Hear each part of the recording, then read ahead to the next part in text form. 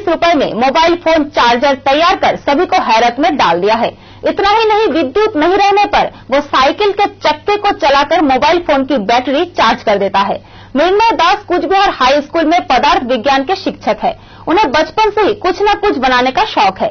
कूच बिहार विज्ञान मेले में इस बार वो अपने मॉडल को प्रदर्शित करेंगे। आज उनके द्वारा किए गए आविष्कार को देखने के लिए भीड़ लगी थी। सभी लोगों ने उनके किए गए आविष्कार को सरकारी अनुमोदन की मांग की।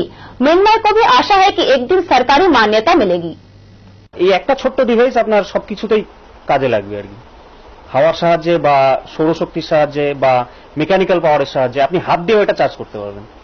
তো এটা পেটেন্ট করানোর পরে এটা বাজারে খুব সহজেই উপলব্ধ হবে। খুব বেশি হলে 40 থেকে 50 টাকা দাম হবে। পরে আমি ভাবছি এটা একটা সায়েন্সের এক্সিবিশন আছে কোচবিহারে খুব সামনেই। তো সেখানে স্কুলের তরফ থেকে আমি এটা প্রদর্শন করব। এক্সিবিশনটা ওরকমই যে ওখানে যদি এটা সিলেক্ট হয় তাহলে এটা সরকারি স্বীকৃতি এটা কলকাতা থেকে পাওয়া যায়। ब्लड बैंकों में रक्त संकट को दूर करने के लिए लोग